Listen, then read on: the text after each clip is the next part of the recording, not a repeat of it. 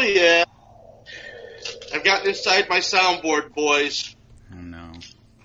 Oh, man. Yeah, but you don't have the one sound effect that we need. Oh, the boot to the head? No. Which one? You got boner.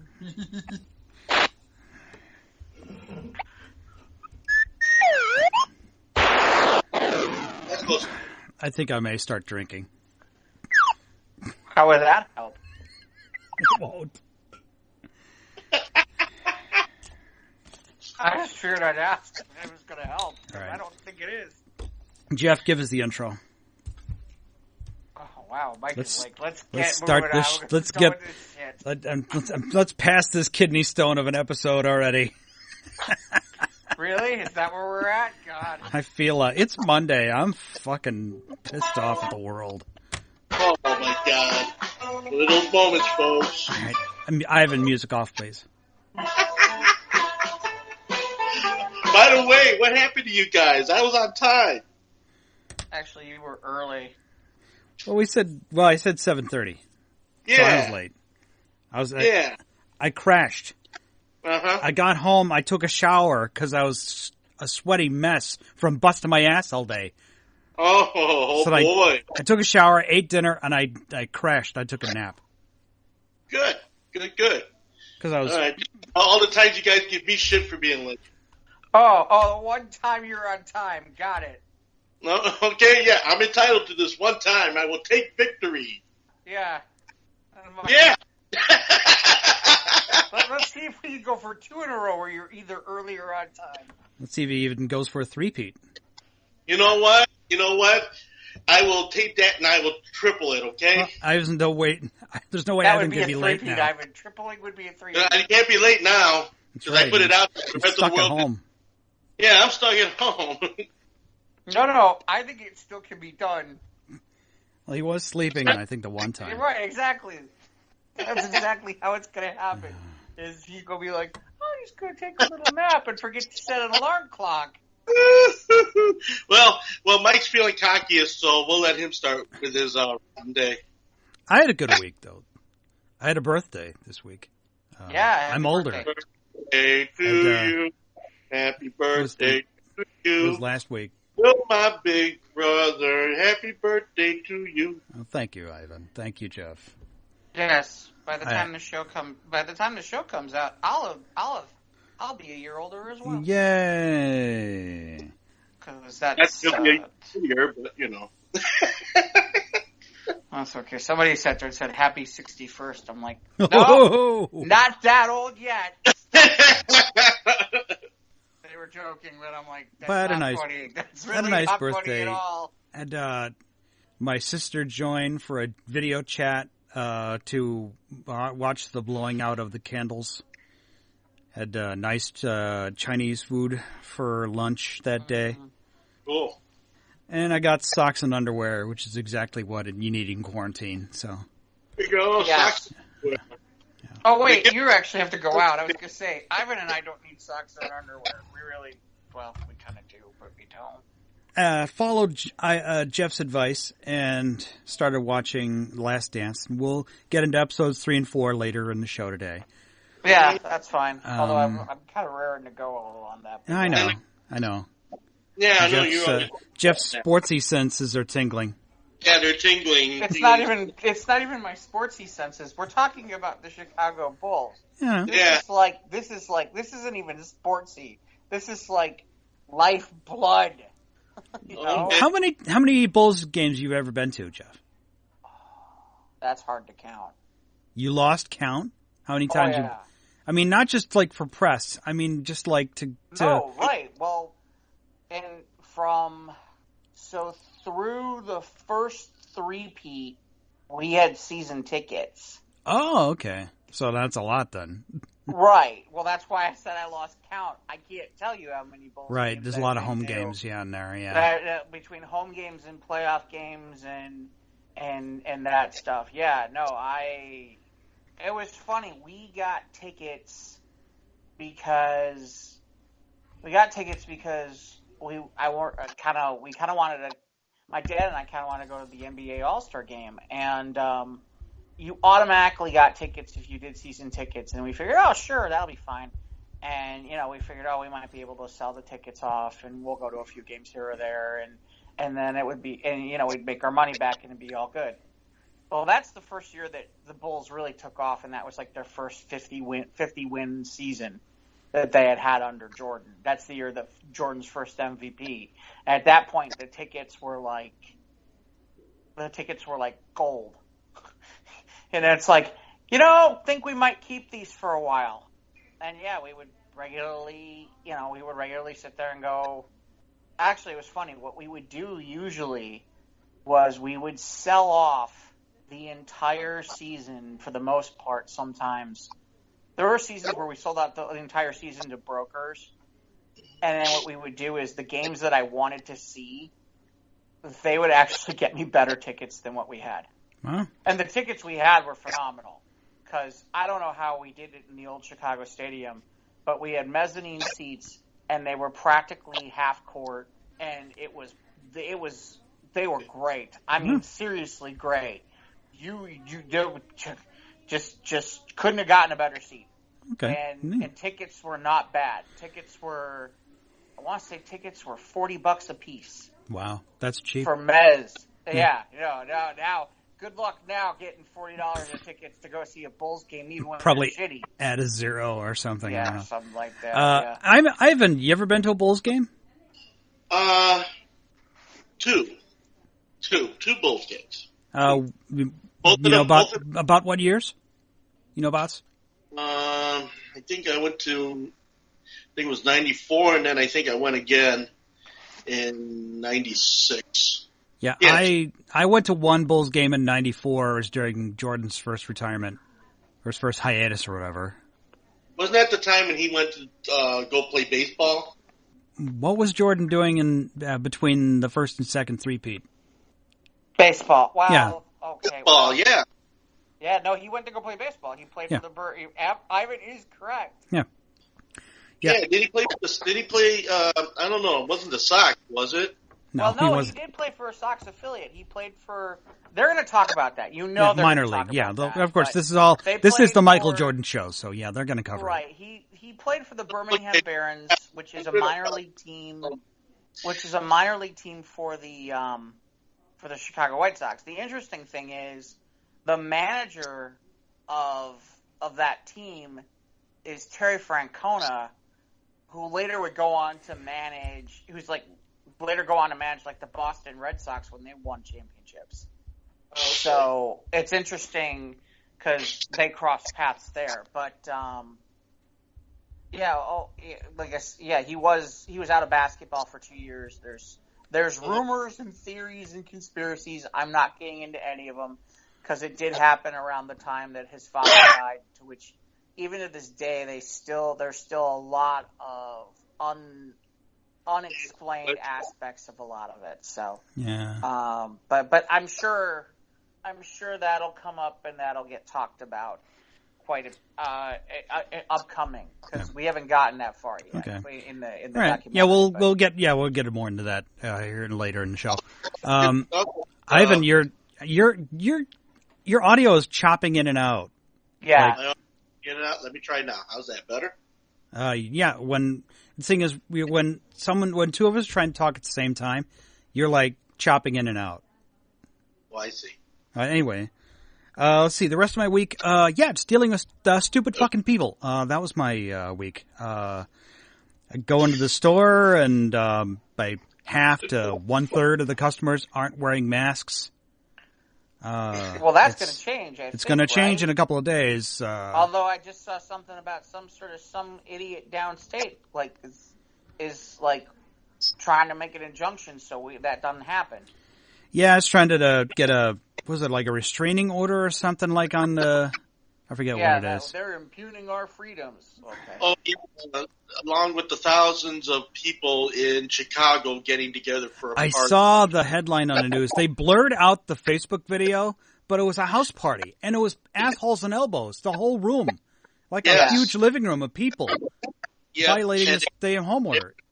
Yeah, all close proximity. Some of them only a few of them wearing masks. Everybody's huffing all up in there. It's just like, and that was the one room where the disc jockey was at. Okay, they didn't show you the other rooms that were filled with yet more people. I'm telling you that it maybe it's funny because there was the ABC put out a poll where they said 80% of the people are back in stay at home and feel uncomfortable with this stuff. I swear, I feel like I'm friends with like the 20% who all seem to like have this brain fart of a brain where it's like, oh yeah, we should be able to go outside and we're impugning our freedom and see what the media does, and it's like, yeah, okay, what in the hell is going on with you people? Yeah, I just saw a headline, like one of the protest leaders in North Carolina. She was protesting, and guess what? She now tests positive. Yeah, but she hasn't gotten any symptoms. But yeah, she tests positive for COVID-19. Well, and that's, here we go. You got a lot of them pushing that agenda where certain states more than others, and of course, as yours truly decides, he's going to tweet about liberate, liberate, liberate. Yeah, let's go ahead and just freely kill people without giving it a second thought. Well, my favorite on all of this is the things that some of these people, it'd be different if some of these people were gonna sit there and say, liberate for things that people really, really need. But it's like, I should have the right to go to Applebee's and go for dinner. I should have a right to get a haircut. Well, yeah, or get a haircut. It's like, come on, stop it. Are you fucking crazy? I mean, you're really fighting for the right to have a haircut? That's what you're fighting for? Yeah, I know. Yeah, that was the weekend. I think it was the last weekend that started. These protests started in earnest. And you see these people, like, they look like preppers. They're wearing the tactical vests and they're carrying the rifles. Yeah. Now, see, I'm a responsible gun owner. I'm not one of these dumbasses out here wearing the dressed for war because you can't go to Great Clips. Yeah, seriously. And it's like, okay, you can't go to Great Clips, so why are you blocking hospitals? Because the thing is that it's in a way, it's because, well, let me put this in a way that's a little more diplomatic. Just being all, you don't have to. All right, okay. Just people just being, they don't see it, so it's out of sight, out of mind, and it's like a Schrodinger's, I think some said. That's like, everyone has it, but nobody knows that they have it. Or everyone thinks everyone else does. Well, and then there's the other part of it, which is, see, it was overblown, because, in the end, yeah, they started saying it might get like 2 million people, and now it's like 50,000. Right, and it's like, well, see, then it was overblown. Well, no. It ain't over yet. Well, it's not even that. It's like, far from over. Those numbers would be higher if we hadn't done it. That's right. So that's just...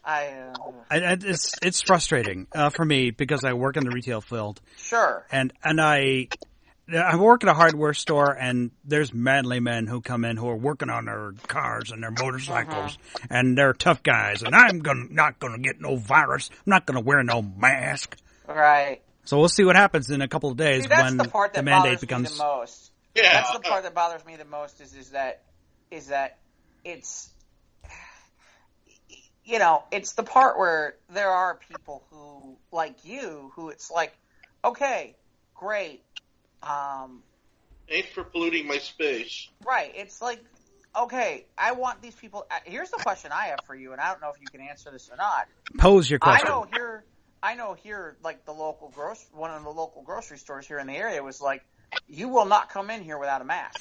See, I had to go to a Bullseye store. I think you know what I'm talking about. And there were the two entrances. One of them was blocked, and the other one you had to walk in and out through. And one person was up front, constantly wiping the handles of the shopping carts, checking to be sure every single person has a mask when they walk in. Now, I don't know if we're going to be doing that, but I hope we do. I hope we kick people out. I have friends, coworkers who work at the Niles. There are stores in Niles. I know Niles is mandatory. and it's the big blue retailer that everyone knows so well. And they had 2 people at the door stopping people because no, you have to wear a mask, otherwise you can't come in. And they've had to call the police. Like I said, they had to call the police multiple times because people get belligerent because you're infringing on my freedoms. Well, my favorite is Mariano's, which is nearby where you were talking about. Cause it was like it's over technically Glenview, kind of Morton Grove. It's right on the board. It's right on the line. Yeah. So I was in there. And it's like, yeah, you can't go in there without a mask on. But that doesn't stop anybody when they get in there, when no one's looking around, from like, oh, I'll take the mask off while I'm in here. It's like, okay, no. Really? I still get people pull the mask down so they can talk, and then they put the mask back up when they're done talking. Or they're walking around with it covering their mouth and not their nose. Or they just go ahead and put a hole in it so they can smoke your cigarette. I actually read that today. You're kidding me. What? No. Come on. No, I've not seen that yet. Oh, that's just dumb. Some lady actually put a hole in her mask so she could smoke her cigarette. Isn't that some shit? So anyway, my week's been... I'm not dying from no COVID-19. Yeah, the COVID-19 gonna get through my cigarette. Normal. It's like breathing through mask because there's a filtered cigarette. Yeah. Now it's a filtered cigarette. There you go. Yeah, not bad. I've had a not bad of a week considering. I'm still here. I'm still healthy. Still knock on wood. Still doing what I'm doing, and I'm one more trip around the sun. So Jeff, how was your week? My week wasn't bad. I'm trying to think what I feel like lately. I'm trying to remember what I'm doing of late. So I found something where I've been doing. There's a site called User Testing, and it's an online site, and you kind of like do reviews of people's websites and stuff. So I've been picking up some extra bucks that way. Okay. In between, and it's not a lot of money, but at least it's kind of easy peasy and not too hard. And you start to amass enough of these things, and it's worthwhile.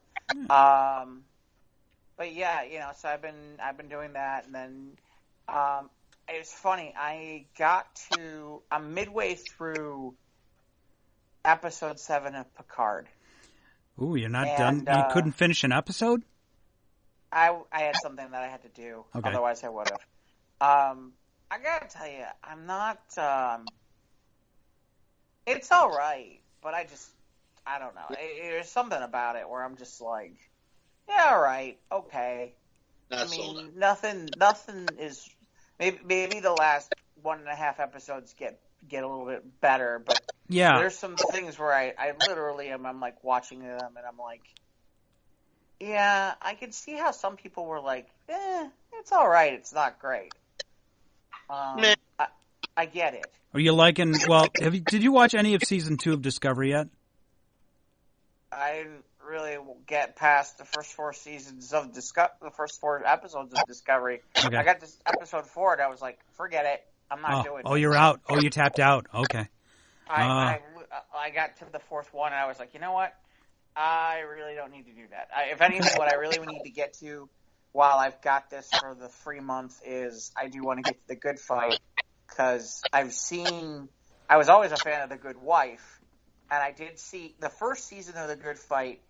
They edit out some of the adult content and they put it on CBS over the summer. And it was great. And so I'm looking forward to kind of checking out seasons 2 and 3. And the irony is season 4 just started, so we'll see. I did catch a little bit of the first couple episodes of Westworld because they had a freebie for a little bit.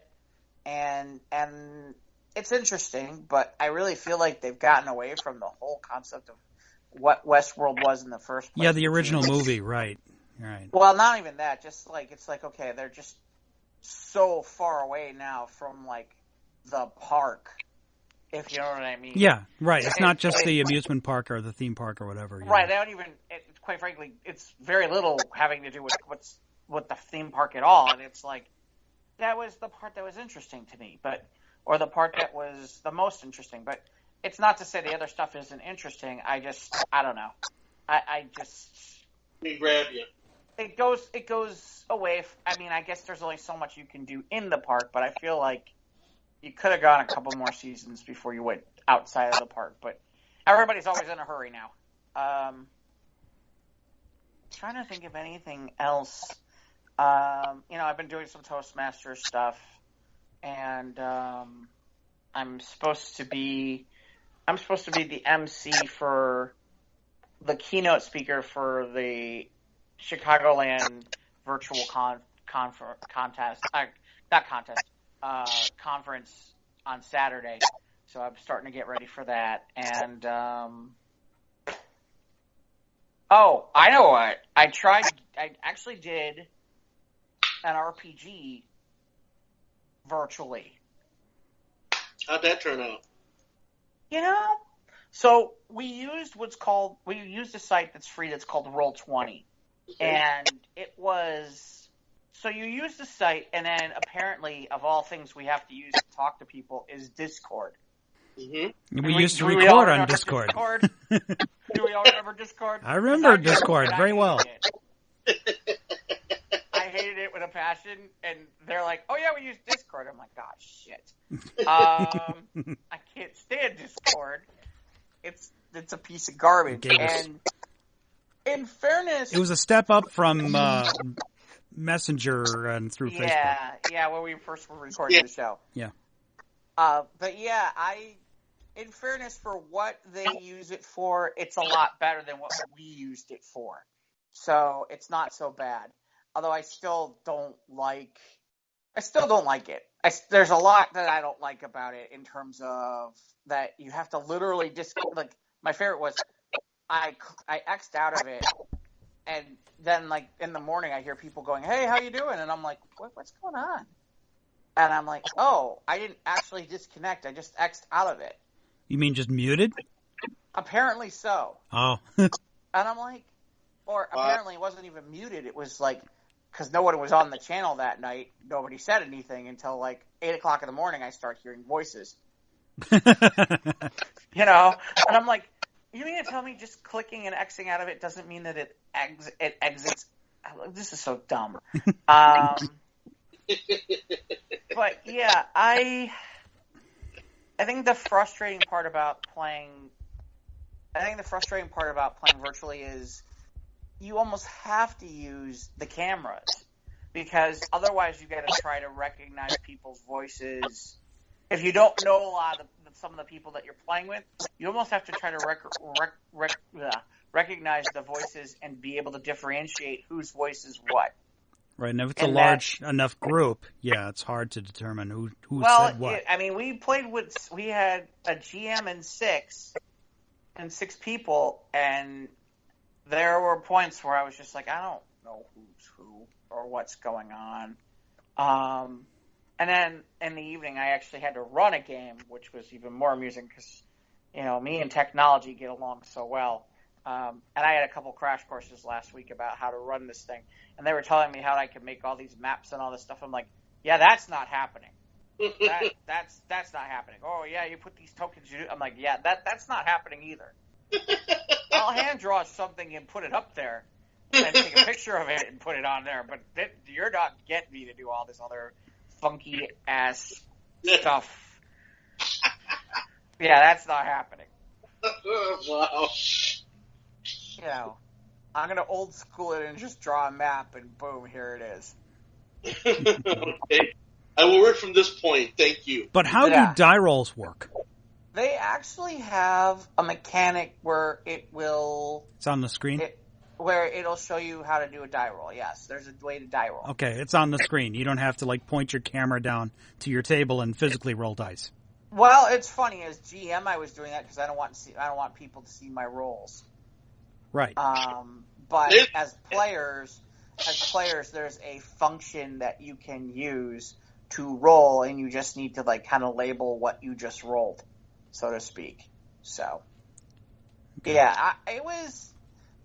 If my choices are between this or no gaming, I will choose this. Yeah, it's better than nothing, right?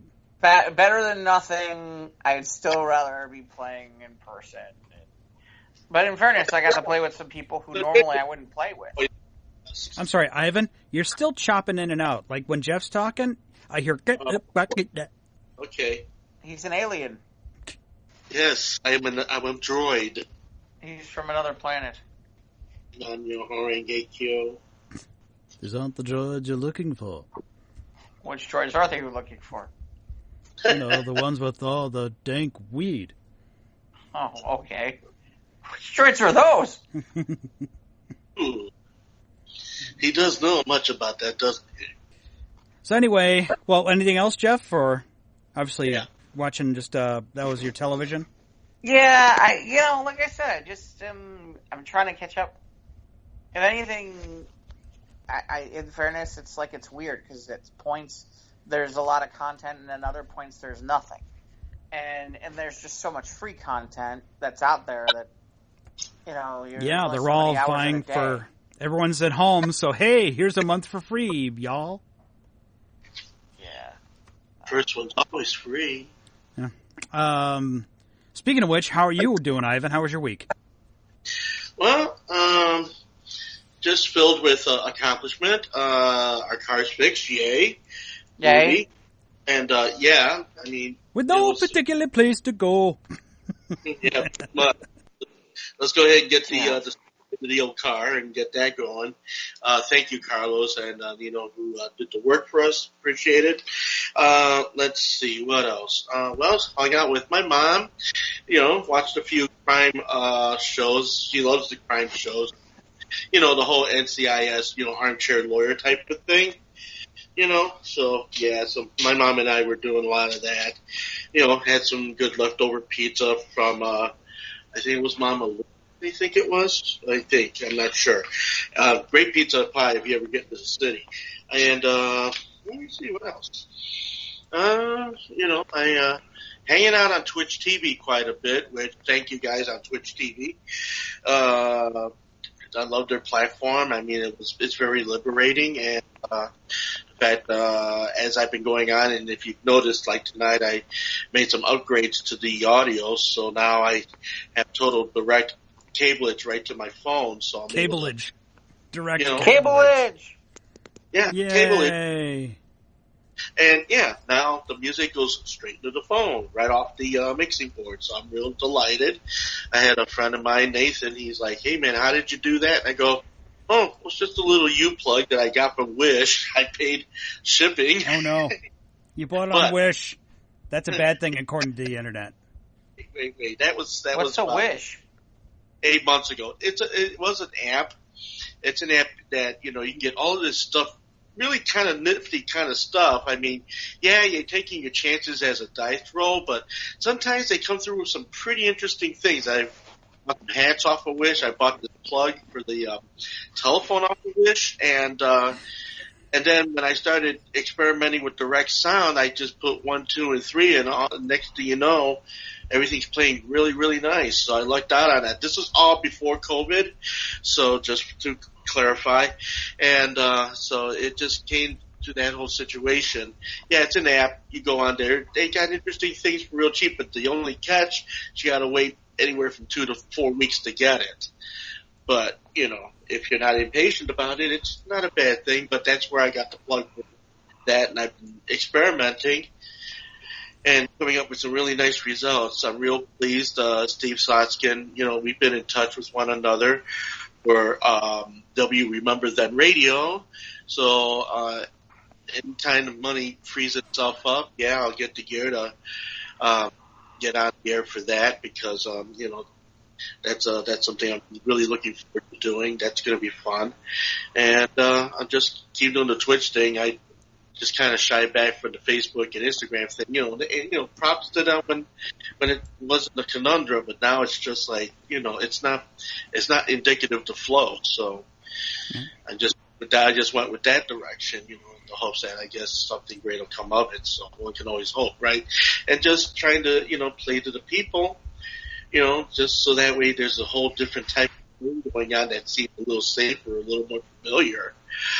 Because there are a lot of people out, man, they're scared, they're upset, they're confused. A lot of confused people. Oh, Scared yeah. and confused. I love that band. Yeah, but it's just like, it's just the nuttiness of the whole situation, man. It's like, we can do something to keep it calm and sleep better at night. But, essentially, yeah, it's just, we need to do. What? I'm sorry, Ivan. See, you're chopping in and out again. Yeah. Do what you need to do. Ivan, your chop wasn't, we lost your last sentence there. It says, the heck with it. Anyway, but all right, but yeah, like I said, essentially just trying to do right by my fellow man, and I get to sleep better at night. Been feeling pretty good since Dad's been gone, and yeah, don't get me wrong, I think about him and that, but there's a comfort to it in its own self because it's. When you feel that, you have that with your father and that he's not, not suffering. So, I feel good.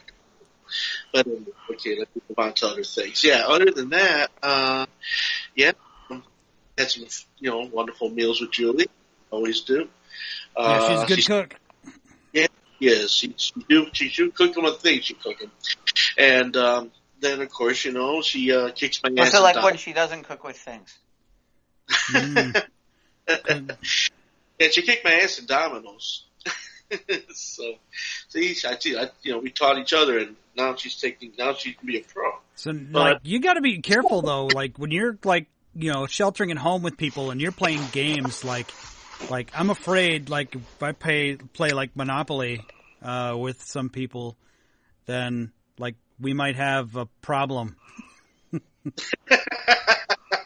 You mean the game becomes problematic after a while? while? Like the one episode of The Sopranos where they're all playing Monopoly and it turns into a knockdown, drag-out fist fight. Oh, it's not just there. Yeah, it's not there. I've been to conventions where stuff like that has happened, and Yeah, gaming conventions, right?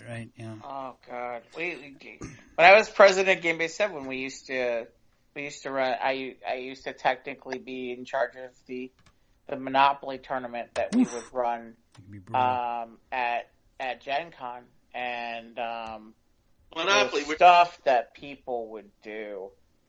Is this just like Monopoly you're not doing that. Stop it. Yeah, the regular Hasbro regular Monopoly. Oh, okay. Then just thought maybe because of the subject matter which we cover, I thought maybe there was another type of Monopoly that gets played, I'm sure there is somewhere. Yeah, there's variations on it, yeah. Yeah, so that's what I mean. I know what variation Ivan's talking about, but I don't know that. One time, at the radio station, Ivan and I got in some heated Scrabble discussion. Yes. Because this was the 90s, we didn't have the internet, didn't have computers accessible, so we couldn't search to see whether the word was legit or not. It had some great times, man. I do think a good game of Scrabble. How about you, Jeff? I still remember the time. I can't remember if it was you or I who was working overnight, and because it was all we had to do was just kind of check the signals and double check a few things, and because it was just make sure Rebel Radio's going on. And so I invited a few friends of mine over to play, That's right. Axis and Allies. I remember we talked about this once. Yeah. Right. Was it Axis and Allies? Yes. Or was it Castle Resistance? It may have been both. It was. Ivan got upset because the guy lost. Yes, he did, and he had a damn right to get upset because this guy Dave, who I don't talk to, but is a mutual friend of ours, kept setting up in a certain way where it would take us 20 minutes to set up the game. It would take us an hour to set up the game, and then we wouldn't even get through the first turn of the game because he kept on doing something where I was able to attack him and take them down in the first game. So there was the first turn. So there was no reason why, like, to continue playing. Wow. And I still remember because I was like, now look, we're setting this fucker up for the fourth time. You're not going to do that again. Yeah, remember we did talk about that one time, yeah. Yeah, no, I remember, there's that. Great times, though, when you look back on it. I'm like, hell yeah, look at all the cool stuff we got to do. Yeah. So, I mean, we were playing games, we were sitting there ordering food. We had shit. But the one time we had the bachelor party over at Weef and everything, PJ was there. And we got this dancing girl, with the boom box and the whole 9 miles for old boy. I don't think I remember that. I don't think I was there for that one. Oh my gosh, that was hysterical. What it was one of the guys was then BBX, I guess, was getting Lance, I think was his name. Was it Link? Link. It was Link. He was a dick. Yeah, but at the time, he was having a bachelor party. Link. Right. No, yeah. You know what? I don't think I got invited to that, which is ironic because then later on, he was my boss downtown. Oh, shit. No, you didn't get it. Damn, I'm sorry, I don't bro. think it had nothing to do with you. I think it had to do with him. Mm-hmm. Maybe my reaction was, I'm not giving that fucker any more money to go buck wild with a bunch of half broken down strippers that... I think my reaction was I'd rather just go to Heavenly Bodies and have a good time. And Okay. So the thing about it was, we get the lady down there with the boombox and everything, and next thing you know, PJ was just starting to come through for a few sessions, for a few broadcasts, and he happened to have been there, and he goes, "Oh my, what do we got here?" It's like, bachelor party, I'm like. I blew the entire check on the party, which didn't fare well with my situation at that moment, but it was worth the fact that everybody had a nice time and old boy went smelling like he had been through a burlesque show. I mean, I heard he got into a lot of trouble the following day for this shit, man. But, because, we were gonna do it at BBX, and then BBX says, "Nah, you bunch of reprobates, you going down there to EEF, you want to do that shit, you go over there." So, that's what we did. That's a small-ass room for that those are shit Studio A and B are not very big. Oh, no, he's probably thinking in the main room. The main lobby area, like the main office lobby, in front. that's still pretty small. But still only can hit like 4 people comfortably. Otherwise, you're getting in people's 20 grill. Assyrians. Right. 20 Saturday Assyrians. Yeah. And of course, the times we had the live shows and shit where there would be like 6 musicians, and it was like, okay, would you guys have any aversion to doing an acoustic set? Next thing you know, everything's like broke down to like the smallest common denominator. Remember, that was the good. Tony Rogers got a new band called Tiny Bit of Giant's Blood that's making the rounds now, Tony Rogers. And, it was trippy because he came to the record store one day and he goes, "Oh my gosh," he goes, "Yay, we recognized each other right off." He was peddling the last good double album set that, he had just released, and I ended up picking that up, and that's really cool. So if you happen to see that album around, check it out. It's great. And then, Tony Rogers, now he's involved in this kind of a glam rock type of thing called TBGB, a Tiny Bit of Giant. So Tiny Bit of what? Tiny Bit of Giant's Blood. Oh, okay. Yeah, so that's the name of the thing he's doing currently. So, kind of like Viagra. So hold on, baby. I need to take a little bit of this here. That's code for like tiny. That's code for Viagra, isn't it? Tiny baby bit of giant blood. Unless you're thinking of CBGB in New York, that one little club that broke the Talking Heads and that doesn't exist anymore, right? That's gone. Who, CBGB? Yeah, that's long. Yeah, they totally broke that down, right? That's gone. That's not even existing anymore. out. I mean, but it's just like, it's like legendary. They had the foresight to go ahead and set up a 4-track recorder and a video camera setup and shit. They were busy doing like videos out of CBGB, and I think television got discovered there. I think Talking Heads got discovered there. A lot of people got discovered there. Got discovered there. I mean, that was like the place to be at that moment in time, man. But yeah, so the beauty of it is, that's what CBGB. Maybe that's a take on that whole thing. I don't. But yeah, the old cramped studios of the WEEF, and how couldn't possibly social distance in those places now.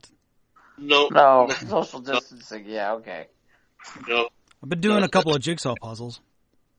Okay, where'd you go to this week? We went through the cookies one, the Nabisco cookies one. Oh, okay. This is like 500 piece puzzles from the early 80s, and I'd made these couple of puzzles in the past. But the thing is that the problem is like the newer puzzles today, they can include a complete photograph of the whole puzzle in the box with all the pieces, not just the cover. Right. The thing is, with the cover doesn't cover the whole puzzle. Oh. So like I say about 80%, 80 to 9, maybe almost 85% of the puzzle is shown on the cover of the box, but the other 15% you got to guess. Well, there's the challenge, man. I mean, yeah, interesting. There's the challenge. Hey, guess what it looks like? Wait a minute. Just a question though. Do you piecemeal your puzzle pieces by color? Well, first we build the border. We take all the border pieces and we make the border. Okay. And then you kind of sort them out. You know, we match the pieces colors and then kind of do like mini assemblies and find out where it eventually connects to the border, to the frame. Yeah. Okay. And you go from there. No, we don't have like piles of color. It's all in one pile in the middle. Yeah, okay. Because there are some people that'll actually just, well, me included, and will take and like put as much of the blue in one and as much of the green in another, and then whatever tends to come up, you go into each pile and you make your connections that way. Yeah. So some people do it that way. I mean, I do it that way. But I haven't done a puzzle for when. But I remember I used to like doing them. Yeah. Do you? How about you, Jeff? I don't know. Puzzles always. I mean. When was the last jigsaw puzzle you put together? Good Lord, who knows? I have no idea. I couldn't even begin to tell you. It was funny. My reaction was going to be, does Tetris count as a puzzle? Technically, it's a puzzle game, but it's more of a game than a puzzle. That puzzle is something you piece it together, Tetris is something you piece together. See, I had Tetris on my phone, but I need the D-pad. I need the directional pad like you had on a Nintendo controller or a joystick, which you don't. Yeah. You got to swipe, and it's hard to do on the phone. So, I have it on my PS4, but I don't have it on my phone. You have the great music there. Yeah, the Nutcracker Suite, yeah. Yeah, all the Russian music and all that. Someday I got to fall down some of those YouTube rabbit holes and learn the history of the guy that created the game Tetris. Yeah. We need the RBA baseball music theme that we could be playing. Wasn't it a technology? What's that, Ivan? Wasn't Tetris a Russian technology? Well, it was a game invented by a Russian. Okay. You gotta go down the YouTubes. Look it up on YouTube. All right. No, I mean, you just kind of jogged my memory because I was just thinking, man, that reminded me of something I actually saw about that, and it just kind of brought it back to. Ivan or Jeff, you ever do anything like that? You like fall down a YouTube rabbit hole and just like you watch like YouTube for like 2 hours? Go from video to video. When I used to work overnight at Sporting News, Mm-hmm. And, it's a little, working master control is a little bit different than working as production. As I tried to explain to family members, it's like a good day is nothing happened. Right. And to them, it just never made sense how that could be possible.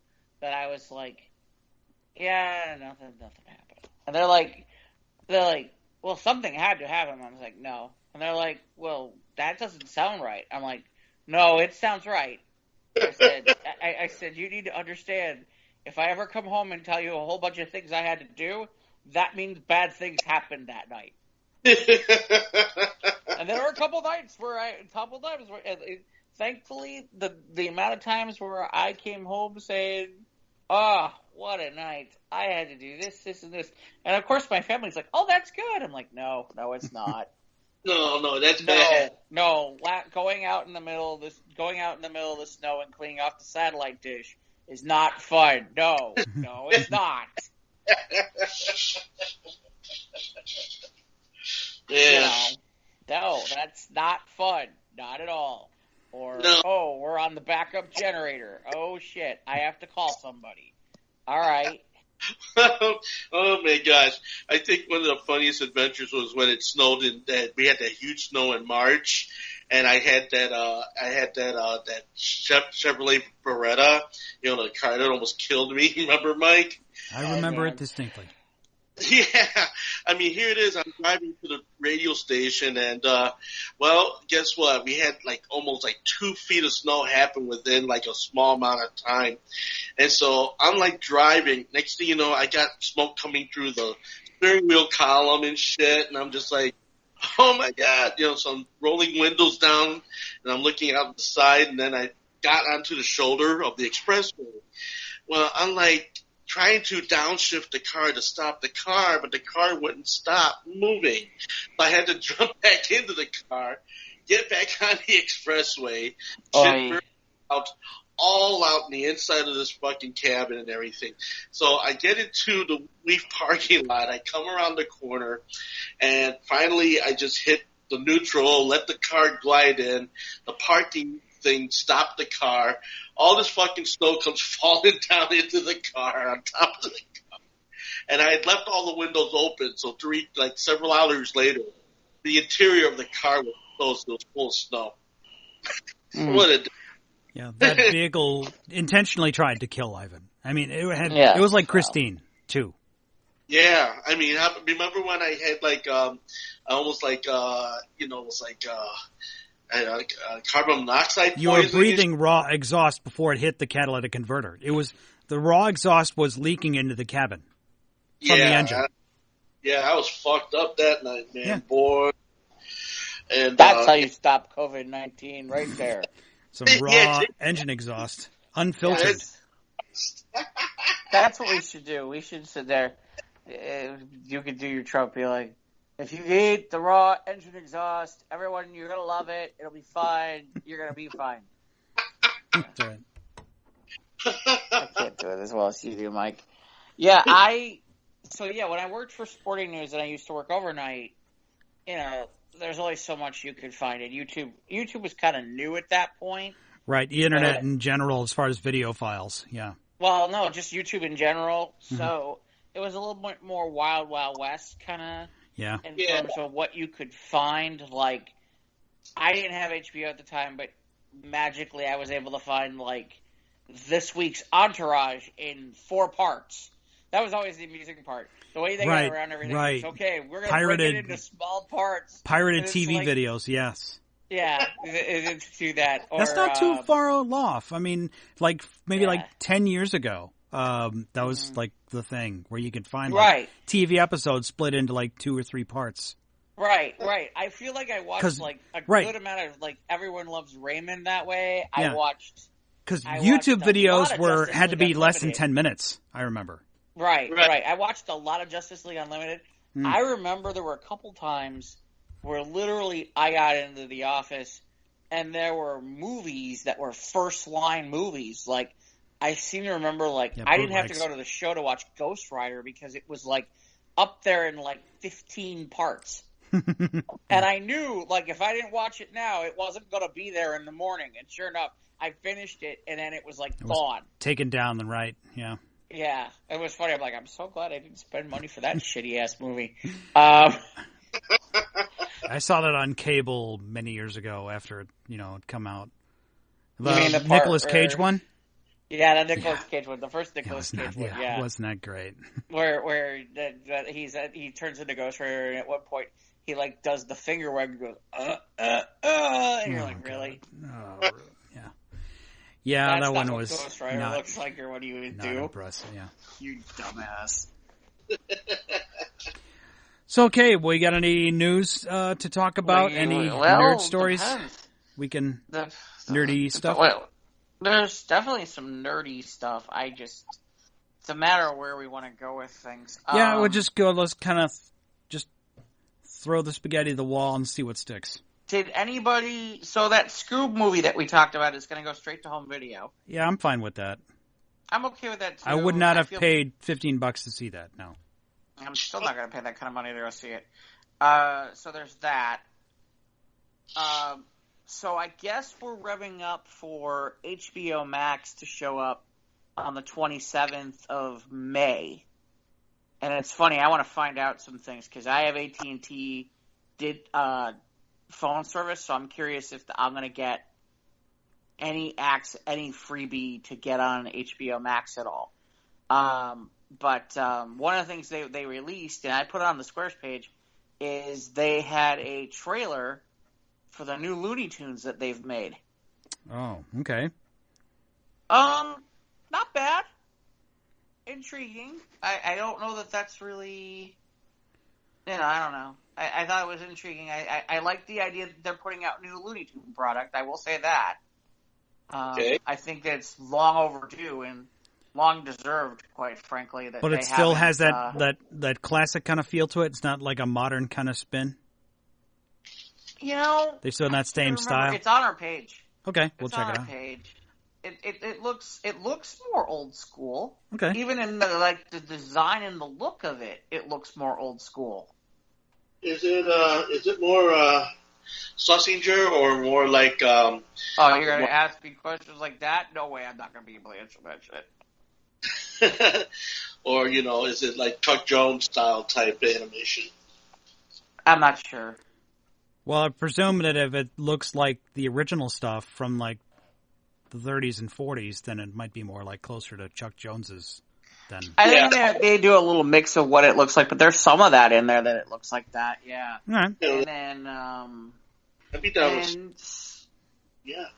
I don't know where this is. I don't know what network this is going on, but I guess Leverage is coming back without Noah Wyle. Okay. But I don't know where. I saw Mike saw that and thought it was interesting, but. Oh, okay. Well, it's I don't watch it, so. So that's I thought you said you did. I don't know why. No, it wasn't me. No. Tiger King. Shaggy. Was it Ivan? Told me. I saw Tiger King. Oh, okay. Oh, yeah. How many go? episodes you watch? I got through 2 episodes. I couldn't do anything past 2. All right. I got through 1. That was it. So, what'd you think? No. I mean, it's well, they're all 3 doing the same exact shit, only on different price levels and in different operational situations. It looks like a mudslinging, penis measuring match, between these 3 people. And it's just, you know what? I was like, you gotta be kidding me, man. Really? No yeah mans on that thing. Wow. What some people have lowered themselves to, man. And then of course the whole, the husband is nowhere to be found. Well, she fed the husband to the lions and shit. Tigers. Or tigers. And bears. Oh my. Yeah. Carol fucking Baskin. No relation to Baskin fucking Robbins. Yes, the Baskin Robbins had to put that out saying no relation to Carol Baskin, yeah. Oh, thank goodness for that. I'd never walk over those fuckers again. Baskin Robbins always finds out, bro. Yeah, It's okay. Yeah, I couldn't get through. Yeah, I was like, first episode, I'm like, okay, I've seen what this is about. I don't have to see the rest of it. But some people they eat it up. Some people are like, oh my god, I can't wait for season 2. I'm like, what? No. Like, no, I got. It's killing brain cells faster than any controlled beverage. I mean, put it this way, it's weed gone bad. That's how that is. I'm like, oh my god, that's bad. So the other thing is, and we have this trailer up too on the Squares page. Apparently, they're doing what they're calling the Not Too Late Show with Elmo. Did you catch that, Ivan? Yes, I did catch that. All right. What do you think? What do I think? I think it's great. I liked it. I liked it a lot. They tried to bring back the Muppet Show, and it died after like one season. No, but this is more like the Elmo meets Fallon kind of thing. Exactly. He's got this Fallon-esque, if that's a word, tendencies in the show prep. I mean, he's got the band, Cookie Monster's on the old mic, as the announcer, straight person, situation. Yeah, and I just like... And they bring in guests and they do other stuff, and it was funny because it's like, I guess the show is going to be... Elmo at one point makes a comment about how it's the Not Too Late Show because he has to be in bed by 7:30, which I thought was great. Yes, it made it cute. It did. It's the kind of show where you sit there and you look at it and you go, if I'm an adult, I could watch this show. Or at least the way that the trailer was. If I'm an adult, I could watch this show and I'd be amused. If I'm a kid, I could watch this show and be amused.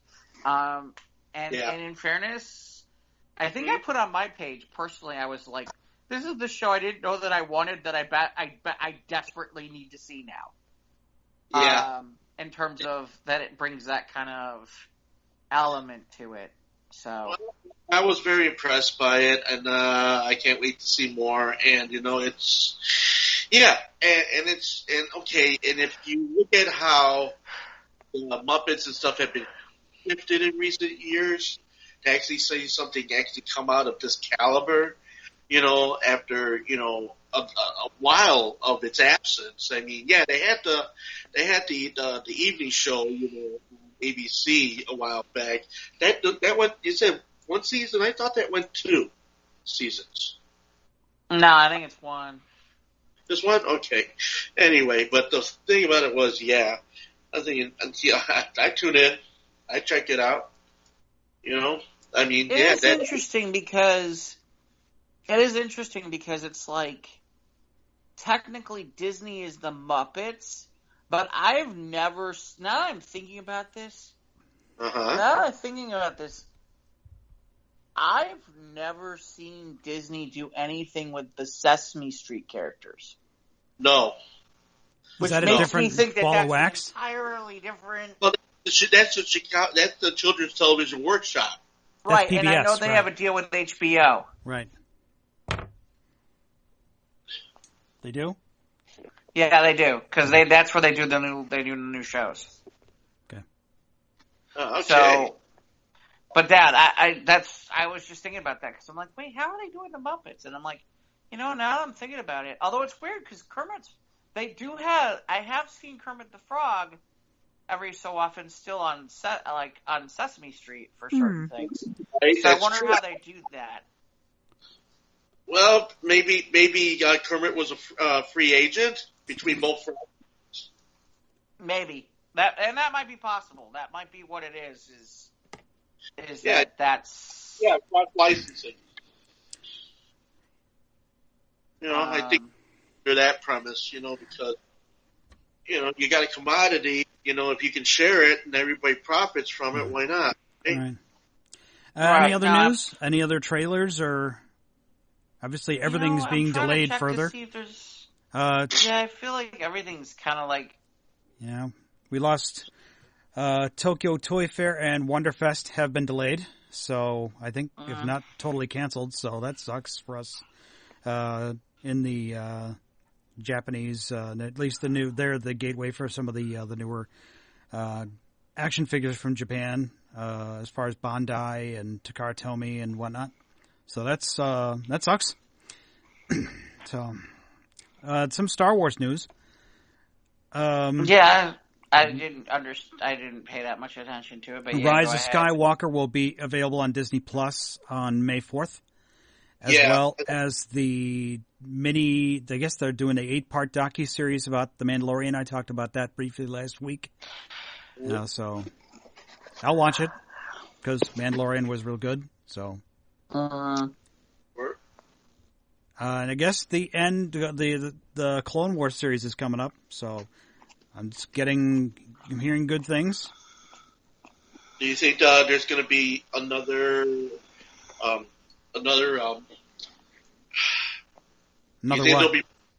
Do you think there'll be more episodes of the Clone Wars after this, or no? No, there'll be another series. They said this is the conclusion of the Clone Wars, because the show was canceled when Disney when Lucasfilm bought when Disney bought Lucasfilm.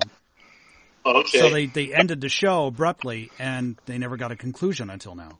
So. Oh, I see. Okay. This is the conclusion leading up to Episode 3, Revenge of the Sith. I think the only other things I can think of are it's been announced that Jeff Johns is gonna produce the Green Lantern show for HBO Max. A lot of HBO Max news, because this is they're rolling out. They're leaking out the little press. Right. So a lot of HBO building hype. Max news. So that's the question to me. The question I have with the Green Lantern thing is, look, if you don't have enough budget, then it's gonna be worthless. It's gonna look like he's just standing there in a green costume. Yeah. If they don't have real budget for this, I mean, you're almost gonna need movie budget level. Let's hope they don't get past the because he's a lantern. He doesn't just fly. Well, and then you've got all the villains that you might have to fight. Yeah, right. He's got a lot of cosmic villains that do crazy stuff, so you can't have him just standing like CW land, Right. No. Can't do the do the heavy dialogue cheat. Can't sit there and be like, hey, I have Firestorm, but he doesn't do half of his powers for most of the freaking show. That's because right. we can't afford the I remember when I first saw Firestorm on, was it the Superpowers team? On it was one of the Hanna-Barbera Justice League or Super Friends or whatever. Superpowers one. Yeah, with Darkseid, and it was the first time I'd ever seen Darkseid. But anyway, without budget, your Lantern show is going to bomb. So hopefully they'll do it right. Yeah, or when they did the Iron Fist show on Netflix, it's like, I can't find my chi. The problem isn't your chi. The problem is they had no budget. Yeah, and all the fight scenes were in the dark problem. Because you're using stunt doubles. Yeah. So dark you can't even tell what the hell's going on. It's like, I don't even know what's happening there. Let's hope they with the cardboard backgrounds. It's like you turn the brightness all the way up and you still can't see what the hell's going on in there. It's funny. People get mad when I talk about the Marvel shows on Netflix because they're like, oh, they were so good. But I'm like, they spent a whole lot of time talking, and then they would get to where they're supposed to be, and they would talk some more, and then it would be really, really dark, and I can't see a fucking thing. Yeah, the Marvel Netflix shows, they got a bad rep. And of course, yesterday, was the first anniversary of the release of Endgame. And if I wasn't watching the Last Dance last night, I'd have watched Endgame last night. Yeah, we do. No, I wouldn't have. I know what I was going to mention. So, unfortunately, this is kind of a Chicago thing too, which is, so last week was the last episode of Empire, which they lost like 3 episodes because of COVID-19. And so how did they finish the series? They finished it kind of. I gotta be, between the fact with all the stuff with Jesse Smollett, and then they lost 3 episodes near the end, there's a lot of they hit the basics of, Lucius, but really in reality, this show, once they didn't have Jesse Smollett, they kind of went away from a lot of where they were going, and I think at times they kind of jumped the shark a little bit. It's too bad. It's too bad. At one point, it was the hottest show on TV. It really was. Yeah. It was the biggest show on TV, and everybody wanted to be on that show. I can't remember who I think was it was or Dynasty wasn't on of its that show. yeah, it was right up there like with Knots Landing and Dynasty. It's still, in some ways, it still is, because some of the storylines got very hot, kind of Dynasty, Knots Landing, Dallas at the end, the one son, the older son, who's bipolar, all of a sudden starts to have a split personality, and the split personality is the illegitimate younger brother of him, because when he died, they took his heart and put it in him. And then he's trying to control Andre, and I'm like, oh, really? What? Exactly. Yeah, exactly. This is like soap opera shit. What is exactly right? Some serious soap opera shit that you wouldn't even see on Days of Our Lives anymore. That level where it was like, okay, did you watch old Days of Our Lives from the 90s or something? Did you want why don't you just make him possessed too while he's at it or something? Or it's just too bad, because it started out as an interesting show. It could have been and they tackled interesting subjects, because they talked about things like, especially for the Black or African American community, which is, you didn't see Black characters talking about mental illness. You didn't see a Black man talking openly on a TV show, talking about being gay. That just wasn't happening. So I mean, that's where Empire kind of broke ground in some ways. And unfortunately for Chicago, that's money we lose, because there's another show that we lose. Thank God Dick Wolf got paid a whole bunch of money. So all those Chicago Med, PD, whatever the fuck he's got going, Chicago dog catcher. Yeah. Yeah, Chicago dog catcher. Why not Chicago dog catcher? Sure, why not? Chicago hot dog vendor, no ketchup. That's right. What happened? I beat his ass. You should be beating his ass. I'm gonna have to take you in. He wanted ketchup. Oh, that's okay. Let's go. Move along. Yeah, move along. Nothing to see here. Nothing to see here at all. Nothing to see. There's nothing going on here. Sure. Yeah, I think, trying to think of anything else. Oh, and I haven't I have on the DVR, I've God Friended Me, but I have the series finale, which is unfortunate. I don't think that it should have ended this soon, but we'll see. Maybe somebody will pick it up. Never say never in this streaming world of excess content. So Jay Cutler got a divorce. Yay! From Kristen Cavallari. I kind of feel like he outkicked his coverage. I mean, she is kind of smoking. Yeah. But he was the best. Sorry, go ahead. Not about the looks. It's not always about the looks. I guess. All I'll say is, so she's had a show on the E! Network, like a reality show, and the irony is the best fucking thing on that show is Jay Cutler. Because it's Jay not giving a shit. Well, apparently Jay doesn't give a shit about more things now, so. Yeah, well, no, but he had that look on his face, like the resting I don't give a shit face when he played for the Bears. Yeah, we saw a lot of that, just pretty much almost after every play. Right, and all the stuff that you sit there and you looked at, like, literally, Jay's, like, screwing around watching, like, the deer hunting channel or some shit like that, or dumb stuff like that, or I mean, he literally, or he's watching, like, the bird feeder outside on video or some shit like that. I mean, he's just like, it's like I've made millions as an NFL quarterback I ain't got shit to do. I'm just gonna fuck around here, talk about hunting and watch TV and fuck around. Fuck about nothing. Kinda. And the best is Kristen Cavalier's assistants would come over and tell him to do things. He'd be like, "Yeah, whatever. Shut up. Go away." Oh my literally, he had to teach one of them how to park on the driveway. We wish Jay Cutler's ex-wife all the best. Yeah, seriously. Yeah, I think that's probably the better way to put it. Any other news? Nice topper. I don't know. I'm sure there is, but I don't remember what the hell we missed or what we haven't talked about.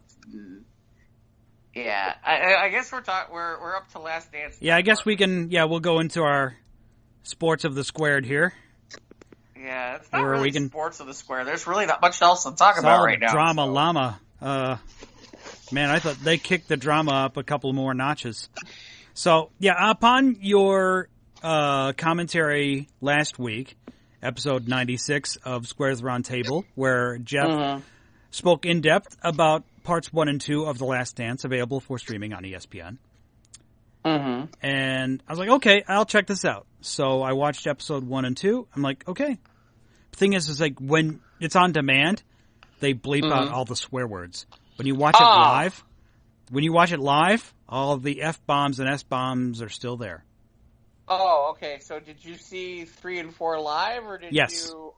Okay, good. Because there's Jordan is Jordan's man. Jordan's choice. He's swinging, man. He was out there swinging with a machete. God. Yeah. Here's what we learned. 30 years later, the Bulls still fucking hate the bad boy Pistons with a fucking passion. And not just Jordan. Not just Jordan. No. Horace Grant, 30 years later, they're a bunch of little bitches. Yeah.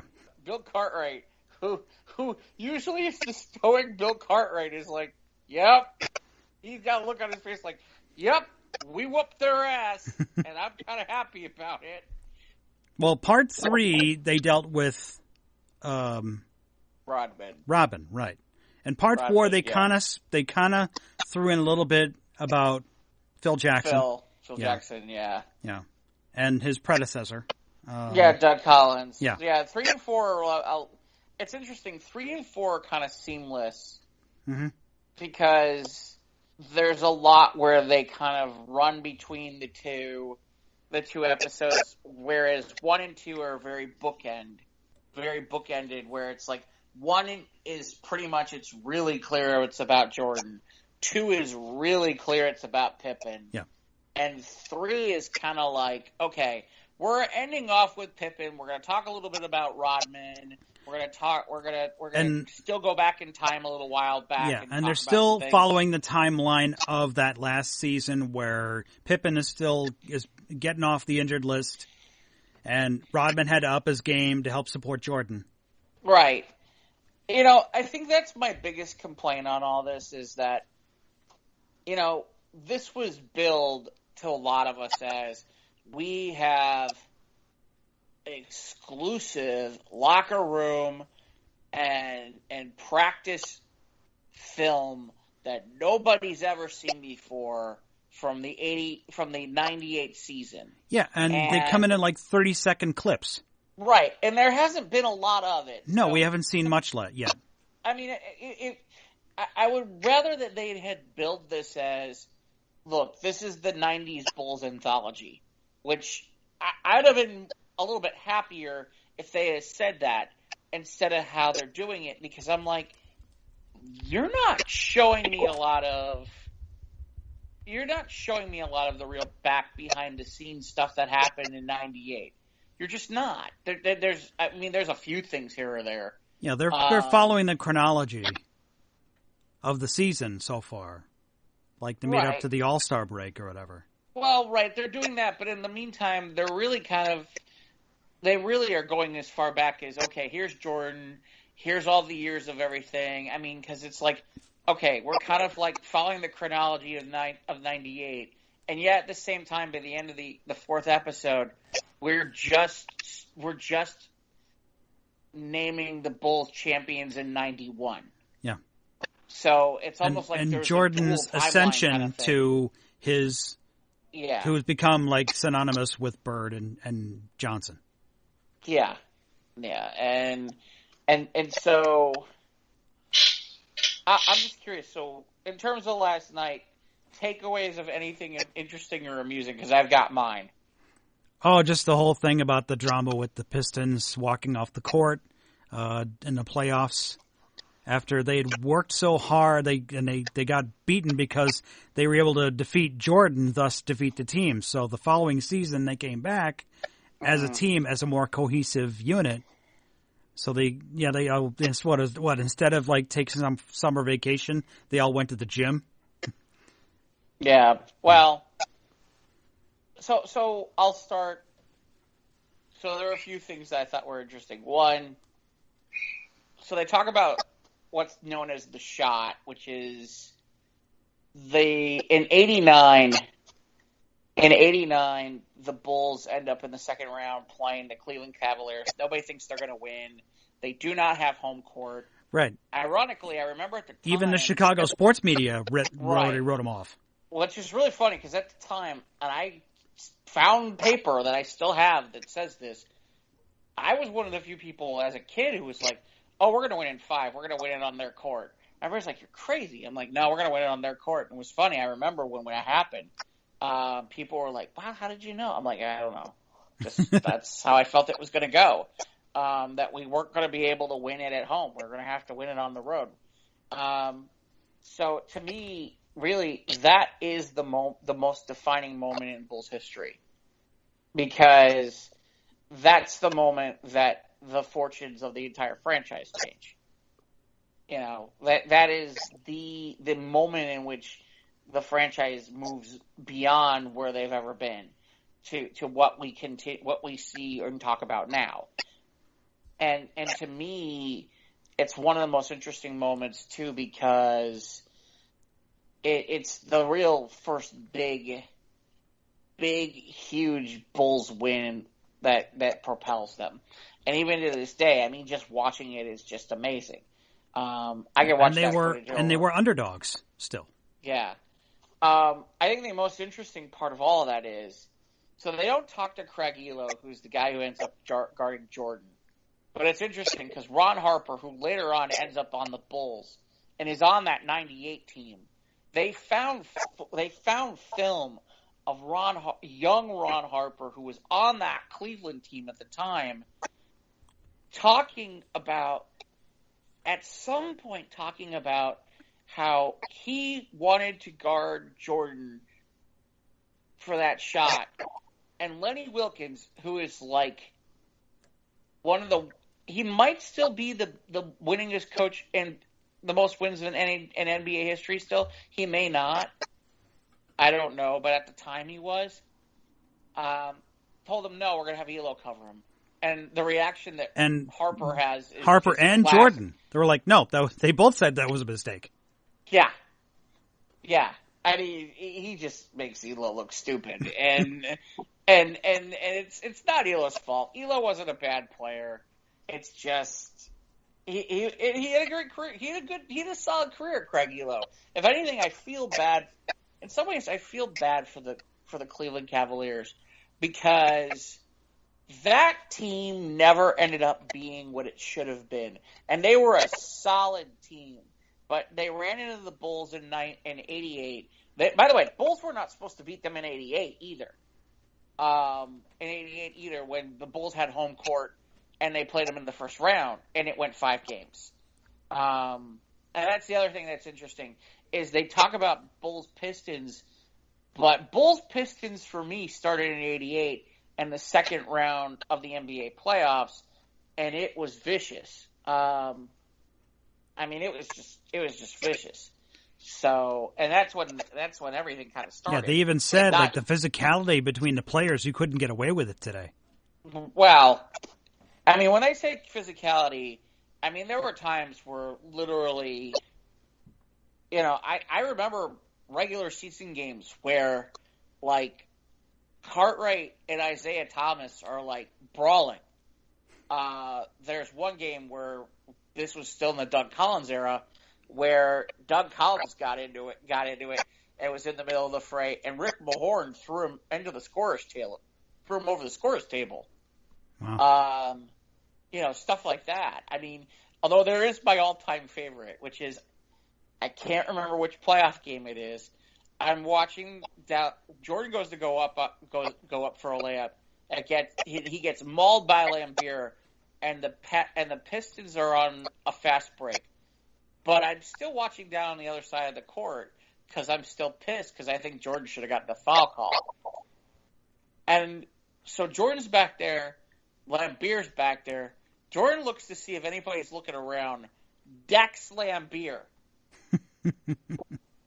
Lambier, of course, starts beating up on Jordan. Refs turn around, blow the whistle, technical foul, Bill Lambier. Yeah. Nothing for Jordan. So, I always laughed about that stuff. But yeah, so to me it was interesting because Harper talking about I wanted to cover Jordan. It would have got. I think it might have been different at that point. That was hard to say. Coulda, shoulda, woulda. Right, but it is interesting because I always wondered why did you have Elo cover him, or why did you single cover with Elo? Why didn't you double cover with Harper and Elo? Or you get the idea. And it, I don't know why Lenny Wilkins did that. That's part of the reason why they never ended up beating the Bulls. Is something along those lines. The other.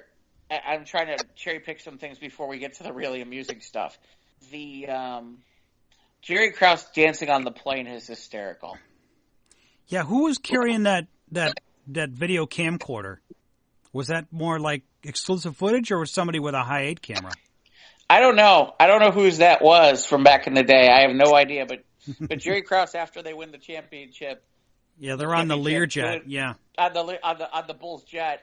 Where everybody's going, go Jerry, is hysterical. That's the last thing I would have ever expected Jerry Krause to be doing. But might have had a couple of adult beverages or something. So the other, let's get to the fun part, which is. But they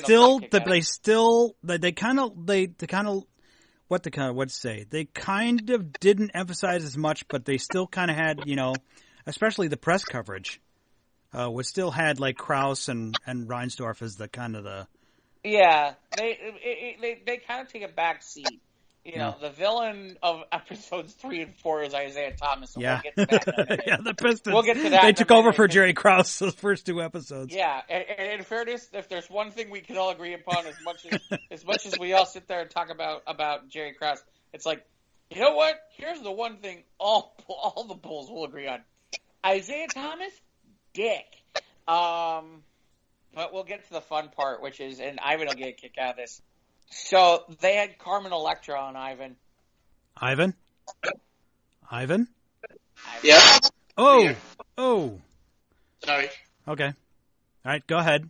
They had Carmen Electra on, and I don't know about you, Mike, but I'm telling you right now, Carmen Electra today. She still looks good. Looking phenomenal. Yeah. Oh my God. And why did they have Carmen Electra talk on this? Because apparently, so Rodman gets permission to go on a 48-hour vacation to Vegas. When Pippen's off the injured list, Rodman wants a vacation. Okay.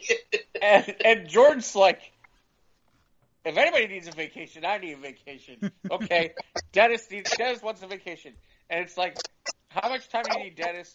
It's like, how about 48 hours? And Dennis is like, oh, yeah, sure. And George's like, there ain't no way in hell this fucker's coming back in 48 hours. Okay. Sure enough, Rodman's not back in 48 hours. It takes him a week. Okay? And they don't just send anybody to go get him. They send Jordan. Oh. They send Jordan to Vegas. He knocks on the door. Who opens the door? Naked Carmen Electra. Oh. Whoa. And she's like, I was like embarrassed. I'm like hiding behind the couch and like trying to cover up. And I'm like, that is awesome. It's like, now that's the story right Yeah. there. That's hysterical. Oh yeah, it's like. By the way, and we have some of that for news. We have a couple more good Rodman stories for News of the Square that we'll do later on for later in the week. We'll talk a little bit more about this one. I was kind of trying to save it for that, but there's some good stuff from about Rodman for that. So That'll work. Yeah. So yeah, that to me was. I'm dying. I mean, I don't know about you, Mike, but I was just dying hearing that story. Mm-hmm. That is the funniest thing I've ever heard. Okay. And see, that's the thing about the 90s Bulls, too, is it's like, okay, that's part of the rock star status. It's like, okay, you got Rodman, and he's hanging out with Carmen Electra, who at that time was on Baywatch, which was one of the biggest shows in the world. Yeah. Right. I mean, Yup and everything. Yep. Yeah. Right. No, So Rodman's I mean, getting some of that. Right. Yeah. Well, Rodman's getting more than that, but yeah. Yeah. I still remember. I don't know if you guys might remember this or not. So Rodman, and I can't remember what year this was. There was a victory party, and they put it on. I can't remember what local local channel had it on. And it was a big party, and they had it down at Excalibur, and it was featuring Rodman, and I want to say it was Tim Weigel who was the host of all people, and Rodman brings in these girls, and they're just drooling all over these girls, and there's just one blonde who, on a scale of 1 to 10, is like a 25, and like Weigel's like drooling all over her, And here, wait, we haven't even gotten to the best part. 3 days later, there's an article that's like, yeah, she's a transsexual. She was it's a man, baby. Not exactly a woman. Rodman apparently went and found the hottest transsexuals in the city. Yes. And brought them to this thing, and they were live on TV. And the best is, like, Tim Weigel has got, like, his tongue wagging at her. And, like, half the people there to have their tongue wagging at her. It's probably half the reason why he did it. Oh, my God. I mean, that's, like, a typical Rodman move. And, yeah. Oh, my God. That's hysterical. Oh, my God. Yeah, no. So other takeaways from episodes 3 and 4, we got to see more players. Yeah, we finally got to see some players. We finally got to see Horace Grant. BJ and Will BJ Purdue. Armstrong. We briefly saw Judd Buechler who was a role player for those teams during those years. Mm-hmm. It's funny, we see a lot of Steve Kerr. And the only reason I feel like we see a lot of Steve Kerr is because Steve Kerr is the current head coach of the Golden State Warriors. And so it's kind of funny. Who we haven't seen much of is, we briefly saw Ron Harper, but we saw young Cleveland Cavaliers Ron Harper. We did not see Ron Harper, Chicago Bulls Ron Harper. He's not really been on this so far, which is interesting. Did you check and see if he's still alive? Oh, Ron Harper, yeah. Okay. Oh, Ron Harper's still alive. Absolutely. Oh, very, very, very much. He's very much still alive. And is there a player that's passed along that you would have liked to see on this documentary yet? You know, it's funny. I don't think there's any that I'm aware of. There's not a Bulls player from that era that's passed on? That's passed on. Okay. There are some interesting people who we don't see. Like, for example, Stacey King was on the first three-peat team. Stacey went on to coach it, ironically, in the CBA before it got killed. And we'll talk about that in a second because there's a reason to talk about that. And then ended up being a Bulls broadcaster and still is. And so I'm a little surprised we haven't seen Stacey King at all. And as somebody to be talking, because certainly they have access to him. We get Paxton here or there. Yeah, Paxton seems a lot more, say, more like a politician. Well, keep in mind this is Paxton. This is Paxton, who at the time when they're getting him recorded is John Paxson, head of the Chicago Bulls. John Paxson, right? You know, so I'm sure that it seems like his words are a lot more measured. Mm-hmm. Like, yeah, that's. But yeah, honestly, probably the best moment of the night is Isaiah trying to explain. Yeah, and then they show the video on an iPad to Michael, and he's just shaking his head. I don't even want to fucking look at this. I don't even want to look at this. He got 20 years. I'm sure he got an excuse. He's still. I don't care. He's still full of shit. He's still an asshole. I don't care. Yeah. They showed the footage to him. He's like, I can't even remember what George says. He's like, that's fucking bullshit. I mean, literally, he pretty much says that too. Yeah. Mm-hmm. Oh man.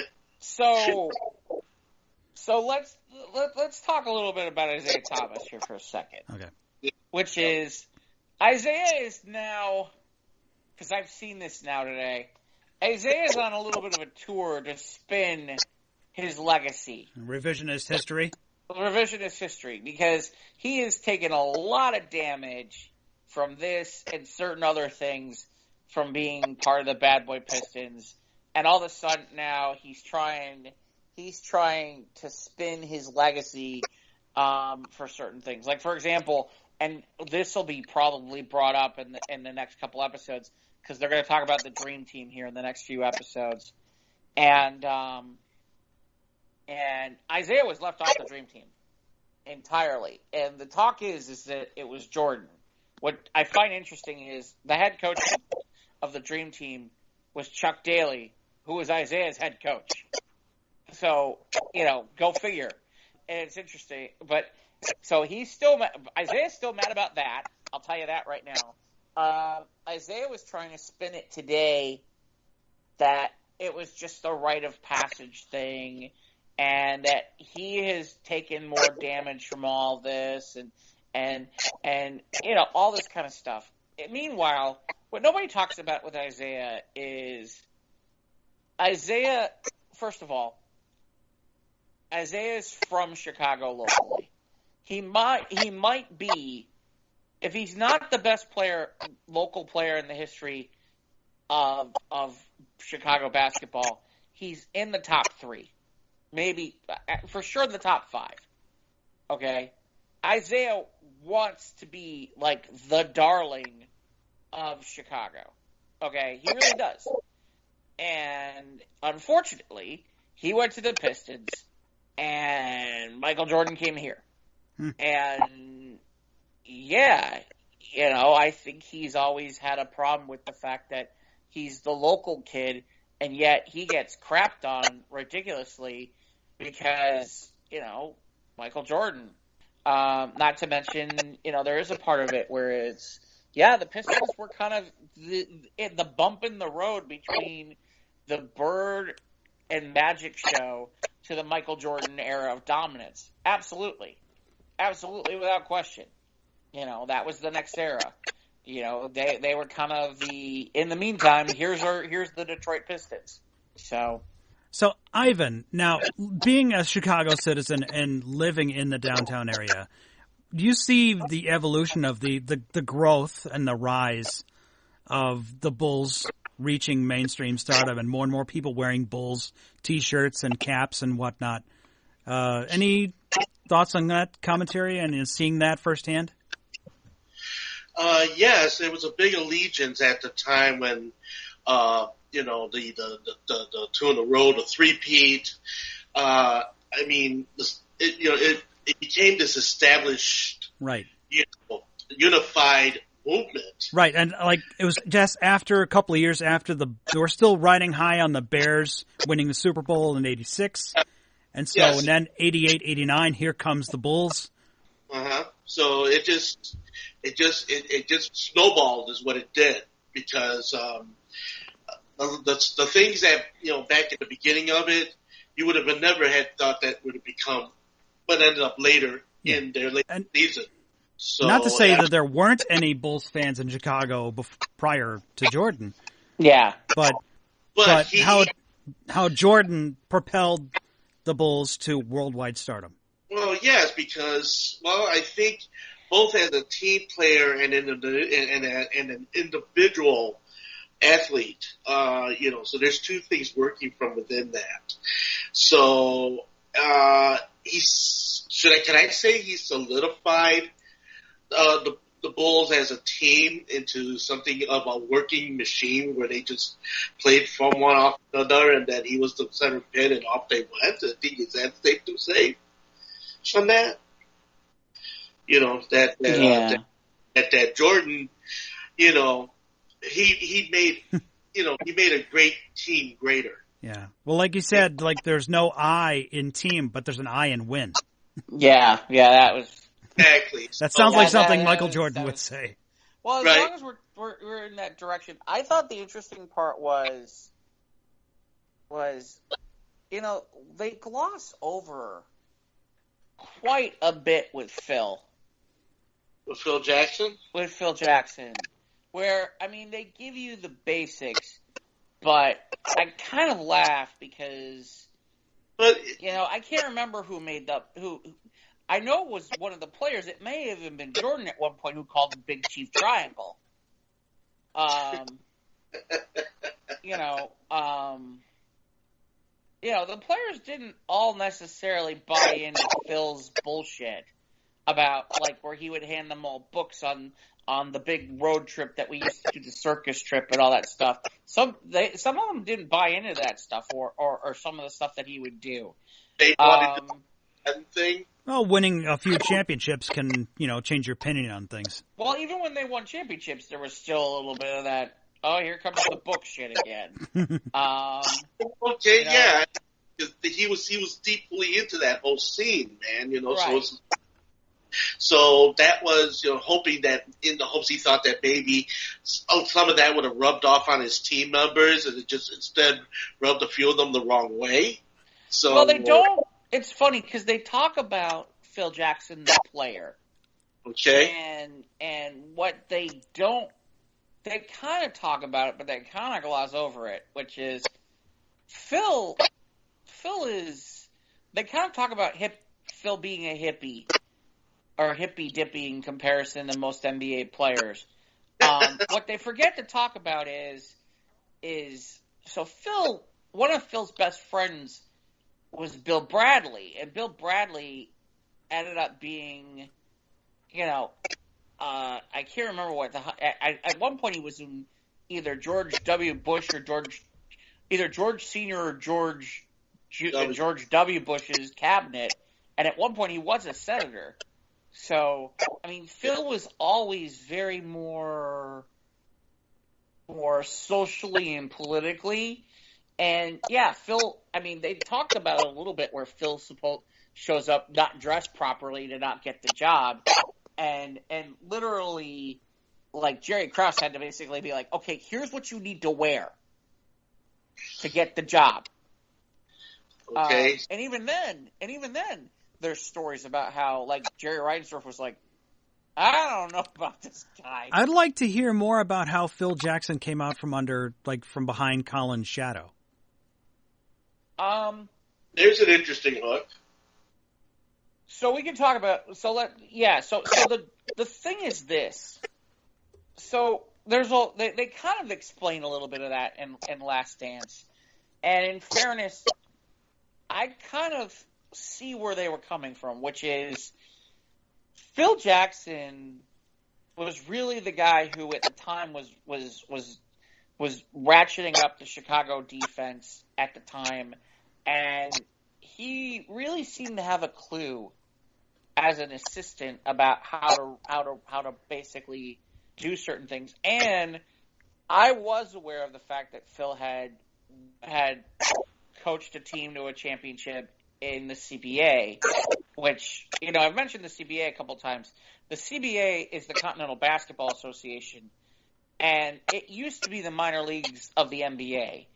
Unfortunately, it doesn't exist anymore, and the reason it doesn't exist anymore is because someone bought them and mismanaged them and bankrupted them, and so they don't exist anymore. Want to take a guess who that was? Uh-oh. Give you a hint. We've talked about him a couple times here tonight already. That would be Isaiah Thomas. Uh-oh. Oh, burn. That would be Isaiah Thomas. Not to mention the fact that he would later go on to wreck the Knicks, too. And there was talk of sexual harassment issues, but the story which nobody talks about now, but the great Isaiah Thomas. Yeah, you mean the one who fucked up the Knicks? That Isaiah Thomas? I mean, throwing shade. Look, man. I call it how I see it, which That's is right. He had one good stop as a GM, and that was in Toronto, and it was a short period of time, and they kicked him. They kicked his ass out of there fast, which was shocking at the time. But given the fact of what we've seen since about him, like pretty much putting the CBA in bankruptcy to where they don't exist anymore, and then what he did to the Knicks. I mean, the Knicks still haven't recovered to this day. Wow. I mean, they're still a mess now. I mean, although, by the way, Phil Jackson, recently was running the Knicks. Didn't do much better, by the way. Which is why I always laugh about Phil wanting more power than Jerry Krause. And I was like, yeah, I don't know that Phil knows anything about being a GM. Sure enough, he's proven that one. He didn't last very long in New York. Okay. Any final thoughts or what you're looking forward to, episodes 5 and 6? But really fast to answer your question, yeah, when I first heard Doug Collins was fired, trust me, I was shocked. I'm like, oh my God, why would you fire Doug Collins? He's great. And it was interesting because it was like, they fired Doug Collins. Oh my God, what the hell are they thinking? And the next thing I heard was they hired Phil Jackson. And I'm like, oh, yeah, that was a good hire. That'll work. And it was funny because people who didn't know the Bulls very well were like, what do you mean that's a good hire? I'm like, oh no, Phil Jackson's really good.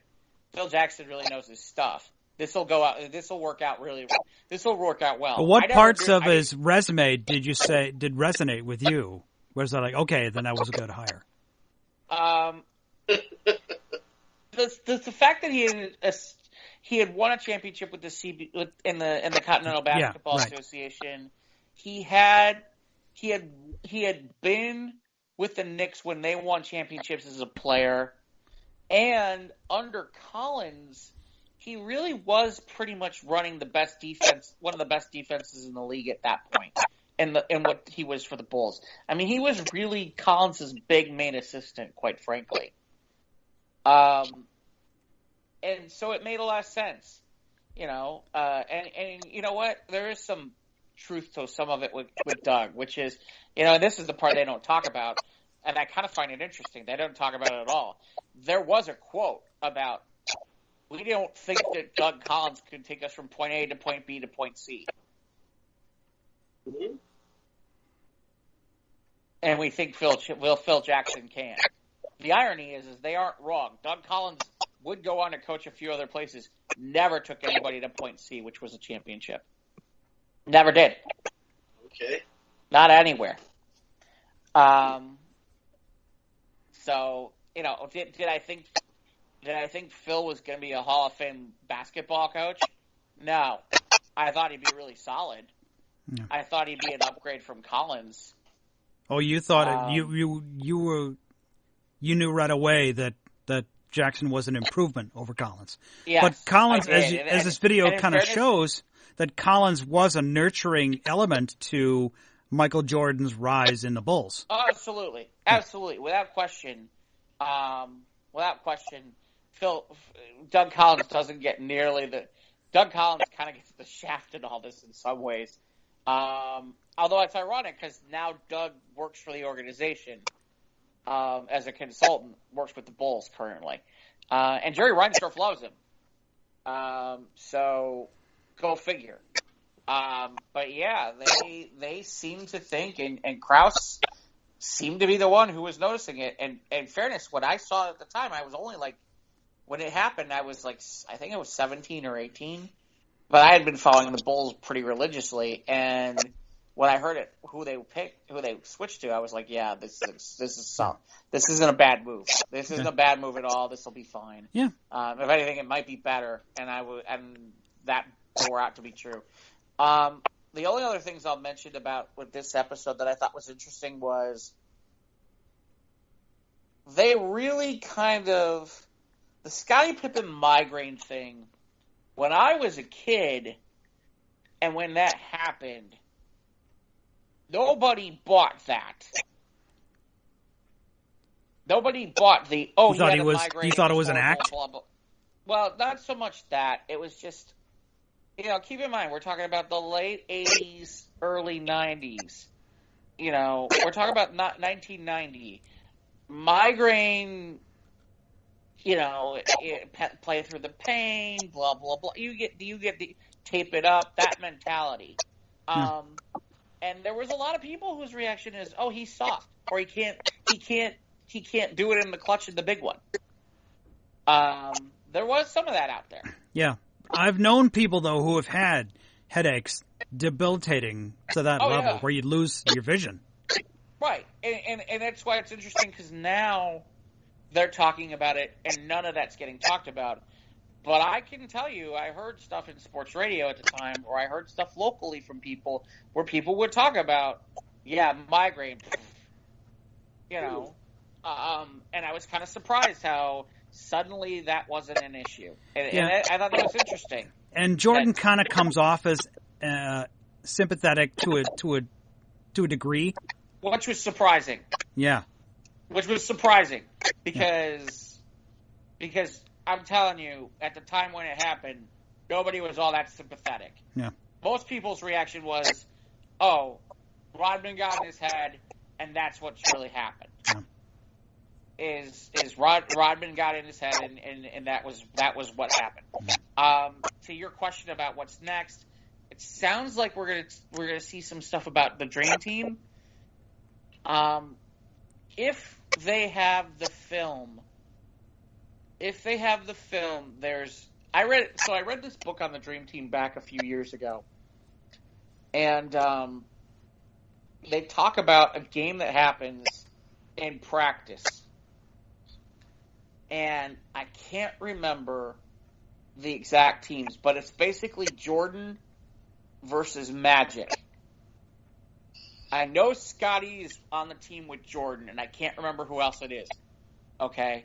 And they played a game in practice that probably was more fierce than any game they played for the Olympics. And I know that there is film of it, but I read the account in the book, and based on reading the account in the book and the books about it, it may have been one of the greatest games ever played. So this was the 92 Olympics? Yeah, this was a practice during the 92 Olympics. Okay. And my understanding is Jordan and Pippen came back from some sort of deficit and ended up winning the game. And it's supposedly and it's on YouTube. You can find it. Okay. But I'm hoping ESPN cleaned it up and made it easier to watch, if you know what I mean. I'm hoping that. Two quick takeaways from me. They showed. I'm glad they showed the footage of Michael Jordan holding the trophy, crying. That was pretty cool. When he first won, and you look at the old footage of Bob Costas, and was it episode 1 or 2? And holy shit, Bob Costas is like Plastic Man now. Yeah. He's had a lot of work done.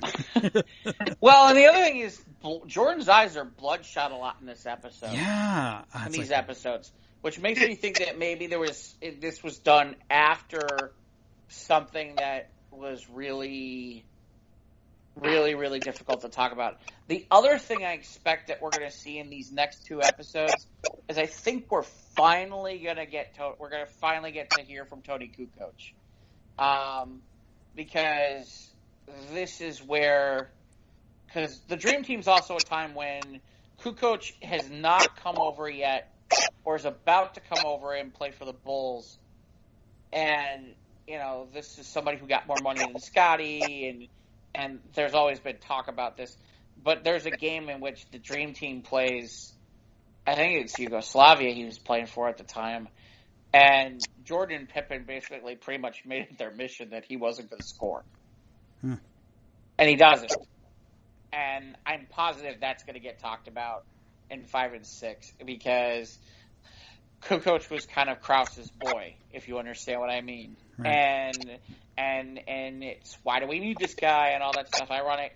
Like I said, I'm curious to hear what I'm hoping we're going to hear from Tony Kukoc talking about it, but I suspect that's going to get talked about.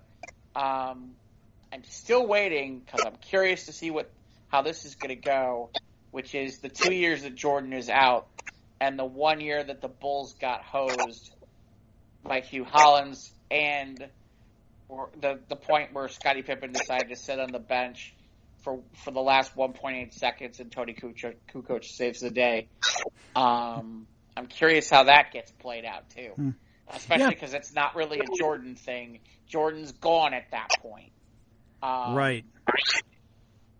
And I'm curious to see how that does or doesn't get smoothed over because I'm sure they're going to talk about it. This has become appointment television for me, so I'll be watching it this Sunday, obviously. So this is good. I'm digging this. And, of course, obviously you're digging this. And this came at a time in my life where my sister had married a guy who's a huge Chicago sports fan, huge sports fan in general. I mean, watching it through, when my sister and her first husband had dated and then they got married and he's following it. And so we're all following it and we're watching it like for just family gatherings. Okay, we're watching the Bulls play because of their rise to fame and even leading up to their first championship. So this is bringing me back memories of living back in that day. So this is really great. I'm digging this series. Yeah, it's funny. I heard somebody say about last week. I don't know what it was. It was Casey Johnson. Casey Johnson, who is the beat reporter late in the 90s and is currently the beat reporter, is currently doing still on Bulls beat for NBC Chicago, which covers the Bulls. Like he said, Michael Jordan wins again, which is you had this documentary, and when does it air? In the middle of a virus where everybody's locked inside and there's no sports. That's right. Yeah, you see some of the promos for ESPN, like they're showing all these great sports moments, and they just have the caption next to it that says, "Yeah, we know, we miss it too." Right, yeah. and here's the opportunity where it's if I'm the Chicago Bulls, where if I here are the winners. Jordan's a winner in this, and ironically, in the end, so are the Chicago Bulls, because right now, all you keep hearing about is the Chicago Bulls, the Chicago Bulls, Chicago Bulls. Throughout the world, or throughout the country watching this. Right. Was like beginning of, was it part 2, where they went to Paris for some exhibition game, and they were like, it was like the Beatles. Right. That was for the McDonald's All-American thing that they not All-American, the McDonald's Open that they used to run over in Paris. Yeah. And usually the NBA champion would usually go over there. It was like kind of like a tournament kind of thing. Yeah. No. Hey, look. So okay. So any closing thoughts here for before we head out of here?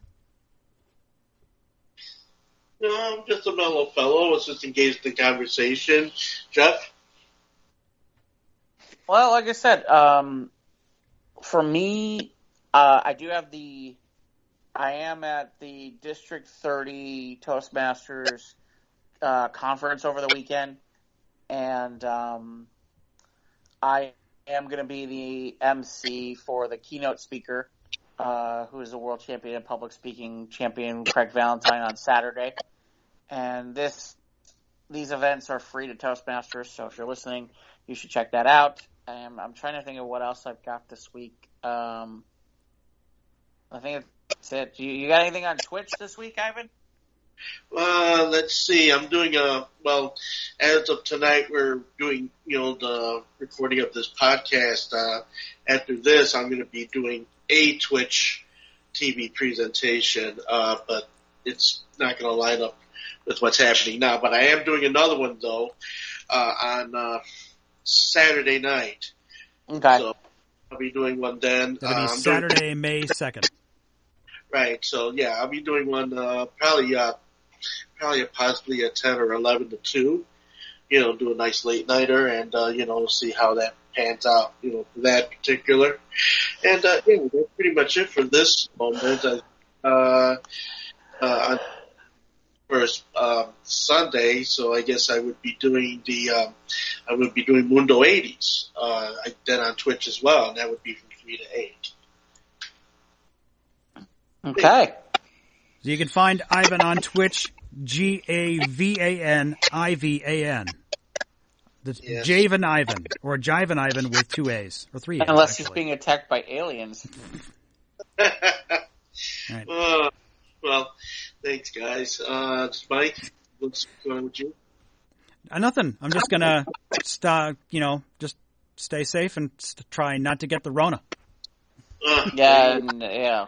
Get you. That's what I'm doing. What's the wackiest thing anybody said come in and asked for at the hardware store now? Okay, this may have been the stupidest question I've gotten all year. Okay. And a woman called the store, and she says, "Is there a way you can find out if I show you my house keys? Is there a way you can tell if it's been copied?" What? It's like, you're asking me if I can tell whether or not your key has been made copied? I said, no, that's impossible. I'm sorry. That is excuse me, ma'am, but that's the stupidest fucking thing I've heard all year. Oh, I don't know about that. I can think of some stupidest fucking things. Yeah. I mean, somebody's had to walk in and ask for, like, hey, you guys got underwear or some shit like that, right? Oh, yeah, we have some, obviously people are coming in asking for elastic. They're asking for empty spray bottles. They're asking for all kinds of crazy stuff because what's going on right now. So people making their own masks. So they're like, do you have elastic? Like, no, we have rubber bands, maybe with the office stuff, but that's it. But no. Yeah, we have people asking for crazy stuff every day. So. Oh, well. But yeah. What's the craziest thing they've ever asked for besides that? I mean, like, what's the craziest item that anybody's ever asked for? I'd have to think about that. I had to get back to you next week on that. Stay tuned. You'll get more crazy ass shit. Nobody's walked in and been like, "Hey, do you have any lingerie or anything like that?" Well, sometimes we'll get a case of something and we'll just hang it up. Like a couple of years ago, we've gotten sundresses. So we'll have a rack of sundresses at the front of the store up by the entrance. Because when I think about fashion. Yeah. So speaking of where you can go. Yeah. We're on Instagram. Showing up your yin yang, yeah. But yeah, okay. We're on Instagram and Twitter at SOTRT Podcast. We're on YouTube. Click the bell, subscribe. When new content drops to the internet lands. Of course, and you can see all our crazy stories from our extra show, our bonus side content to our loyal listeners. Also, it was called News of the Squared. Shout out to Scott. All the crazy stories that he and other sources are acquired to our crazy news stories on our Facebook page. Click and like us and follow us there on the Facebooks. You can follow Ivan on Twitch. That's Jivan Ivan. And you can download these episodes on your favorite podcasting platforms, not just YouTube. You can go to PodBean, Anchor, Apple, Google and what's the other one? Spotify and other ones. You can listen to this show. You can email us if you like. Contact us that way. That'd be cool. sotrtpodcast@gmail.com. We're being invaded. You're being invaded by the aliens. Oh, our missile command. Batman is playing Galaga. Thank you, Tony. Ow! Damn. Oh, that's loud. Okay, that's enough. That's enough. All right. Take care, folks. Stay safe. We'll talk to you next week. Yeah, don't get hit by Galaga.